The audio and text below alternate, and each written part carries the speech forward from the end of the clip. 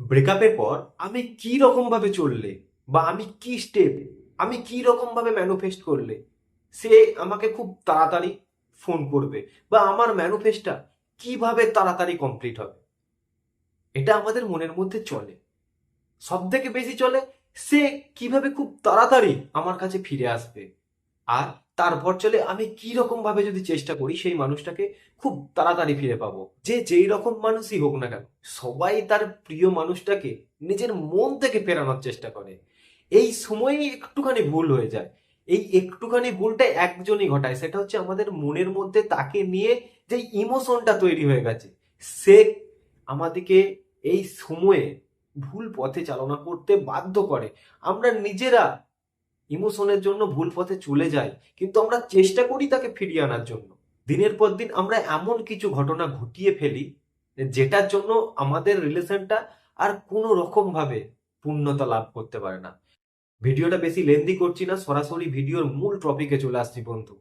আপনি যদি প্রকৃতপক্ষে আপনার ভালোবাসার মানুষকে ফেরানোর জন্য চেষ্টা করেন, তাহলে আপনি আপনার ভালোবাসার মানুষকে ফিরে পাবেন। এটা অনেক ভিডিওতেই আপনি শুনেছেন। কিন্তু বন্ধু, সে কতদিনে আসবে, সে কিভাবে আসবে, কোন পদ্ধতিটা আপনি ফলো করলে সে আপনাকে খুব তাড়াতাড়ি ফোন করবে, সেটা আমাদের মস্তিষ্কের মধ্যে চলে।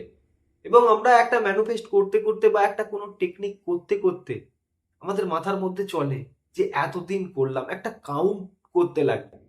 তাই তো বন্ধু, কাউন্ট করি যে আমি এতদিন করলাম এই ম্যানিফেস্টটা, এখনো পেলাম না। অনেকে চেপে রাখে, কষ্ট করেও চেপে রাখে যে আমি কাউন্টিং করব না কতদিন ম্যানিফেস্ট করছি, কিন্তু তারপরেও একটা হিসেবে থেকে যায়। দেখুন বন্ধু, ভালোবাসার মানুষকে ফিরে পাওয়া বা যে কোনো ম্যানিফেস্ট আপনি যদি ধৈর্যর সাথে একদম মন থেকে করেন, তাহলে কিন্তু আপনি তার ফল খুব তাড়াতাড়ি পাবেন। এটা কিভাবে করবেন? নিজেকে একদম পুরো জিরোতে নিয়ে যান, জিরো। নিজের মধ্যে কোনো রকম কোনো চিন্তা ভাবনা থাকবে না। উঁচু নিচু, কি হচ্ছে না হচ্ছে, আশেপাশে কে আছে, এই রকম একদম জিরো পজিশনে নিয়ে যেতে হবে। এটা দিনের একটা সময়, একটা নির্দিষ্ট টাইমে নিয়ে যেতে হবে। সব সময় চেষ্টা করলে হবে না। আমরা আমাদের মনের আত্মার সাথে মিল করতে পারি কখন? যখন আমরা সেই জায়গাটা নিজে থেকে নিয়ে যেতে পারি, সেই লেভেলে ম্যানিফেস্ট করতে পারি। তো বন্ধু, আপনি মানুষ, সাধারণ দৈনন্দিন জীবনে আপনার প্রচুর দায়িত্ব আছে, আপনার প্রচুর কাজ আছে। তার মধ্যে থেকেও টাইম করে শুধু তাকে ফিরে পাবো, সে কিভাবে ফিরে আসবে সেটা ভাবলে হবে না। সঠিকভাবে রিয়েলাইজ করে ভাবতে হবে বন্ধু।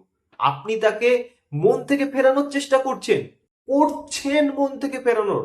আপনি একটুও খারাপ চেষ্টা করছেন না, আপনি তাকে ভালোবাসা দিয়ে তাকে ফিরিয়ে আনার চেষ্টা করছেন। ভুলটা আপনার কোথায়? ভুলটা আপনি কিচ্ছু করছেন না, আপনার ইমোশনটা আপনাকে ভুল করিয়ে দিচ্ছে। এই কথাটা মাথায় রাখবেন, আপনার ধৈর্য সব ঠিক করে দেবে। আর আপনি ধৈর্য ধরে বসলেন, আপনার ভালোবাসার মানুষ অন্য একজনের সাথে নিজের ঘর সংসার বেঁধে নিল, তাহলে আপনার ধৈর্য ধরে নিজেকে রাখার লাভটা কি হলো? আমি যে বলছি আপনার ভালোবাসার মানুষ কতদিনে ফিরে আসবে, কিভাবে ফিরে আসবে, তাহলে আপনার লাভটা কি হলো ভিডিওটা দেখা? তাই তো বন্ধু, আপনার ধৈর্যই সব ঠিক করে দেবে। আপনার কি লাভ হচ্ছে আর কি লস হচ্ছে, সেটা আপনি এখন যদি বুঝতে না পারেন, এই ভিডিওটা শুনতে শুনতেও যদি বুঝতে না পারেন, তাহলে আপনি এখনো সেই ইমোশন দিয়েই তাকে ফেরানোর চেষ্টা করছেন। পাবেন না কোনোদিন ফিরে। আমি বলছি তাকে আপনি কোনোদিন ফিরে পাবেন না। আপনি তাকে ফেরানোর জন্য এখনো ইমোশন দিয়ে চেষ্টা করছেন। স্বামী প্রেমানন্দ মহারাজ জি বলেছেন, যে তোমাকে ঠকিয়েছে, যে তোমাকে প্রতারণা করেছে, যে তোমাকে উল্টোপাল্টা ব্যবহার করেছে, তার নাম জপ করতে করতে তুমি যদি শান্তভাবে সহ্য করে নাও, তোমার এই সহ্য করা হয় তাকে ঠিক করে দেবে। মানে তাকে সঠিক চিন্তা ভাবনাটা ঠিক বুঝিয়ে দেবে। সে কাকে মিস করছে সেটা তাকে বুঝিয়ে দেবে। তার বুদ্ধি শুদ্ধ হবে। নয়তো তার চেতনার অধঃপতন হয়ে এমন জায়গায় সে পড়বে যে তার জীবন দুর্বিষহ হয়ে উঠবে। তো বন্ধু, ভালোবাসার মানুষকে মন থেকে ফেরানোর চেষ্টা করছেন। সে কেমন, সে কি রকম মেন্টালিটির মানুষ, সেটা আপনি ভালো করে জানেন। আর সে কি করতে চাইছে, সে কি করবে, সেটা আপনার জেনে লাভ নেই। আপনি শুধু ধৈর্য ধরুন, তার সদ্বুদ্ধি অবশ্যই বিকাশ হবে। আপনার ধৈর্যই সবকিছু ঠিক করবে। আপনি যেই টপিক নিয়ে ভিডিওটা দেখতে এসেছেন, সেটাও আপনার ধৈর্যই ঠিক করে দেবে। ধৈর্য কিন্তু কতটা কম টাইমে আপনি ফিরে পাবেন, সেটা মনে রাখলে ধৈর্য ধরা হলো না। আর ফিরিয়ে আনার ক্ষেত্রে আপনার ধৈর্য শক্তিটাই আপনাকে নো কন্ট্যাক্ট রুলসটা ভালো রকম করে ফলো করতে আপনাকে সাহায্য করবে। তো বন্ধু, এই সিচুয়েশনে ভালো থাকুন, মেডিটেশন করুন, পজিটিভ এনার্জিতে নিজেকে আনার চেষ্টা করুন, নিজের অরাটাকে ক্লিন করুন বন্ধু, ক্লিন। রিকোয়েস্ট রইল আপনাকে এই সিচুয়েশনে ইমোশন থেকে কোনো ডিসিশন নেবেনই না। নিজেকে একদম ঠান্ডা মস্তিষ্কে আনবেন, তারপর বিচার বিশ্লেষণ করে ডিসিশন নেবেন। কাউকে হট করে কোনো কথা বলে দেবেন না। এই সময় আপনার মেন্টালিটি কি অবস্থায় যেতে পারে সেটা আমি ভালো করে জানি, কারণ এই রকম সিচুয়েশন আমিও ফেস করেছি বন্ধু। এই সিচুয়েশনে নিজেকে মেডিটেশনের মধ্যে দিনের একটা নির্দিষ্ট টাইম আপনার যা মনের মধ্যে চলছে সেটাকে প্রকাশ করুন। সারাদিন সেই স্মৃতি, যে ঘটে যাওয়া ঘটনাগুলো হচ্ছে, সেইগুলোকে ক্যারি করে চলবেন না। অনেক সমস্যা হতে পারে, অনেক সমস্যা। আপনি ভুলতে চাইলেও ভুলতে পারবেন না।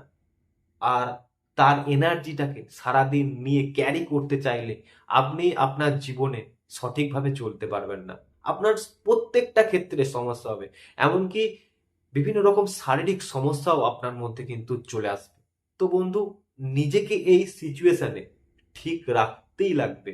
সামনের দিকে এগিয়ে যেতে গেলে, রিলেশন ঠিক করতে গেলে এই সিচুয়েশনে নিজেদিকে আগে ঠিক রাখতে লাগবে। তারপর সব কোশ্চেনের অ্যান্সার আপনি পরপর পেয়ে যাবেন। ভালো থাকুন, সুস্থ থাকুন, হ্যাপি থাকুন। ইউনিভার্সের কাছে মন খুলে প্রে করুন। আপনার মনের মধ্যে যেটা চলছে সেটা ইউনিভার্সের কাছে প্রে করুন। সারাদিন কোনো নেগেটিভ এনার্জি বা কারোর এনার্জি ক্যারি করবেন না। নমস্কার।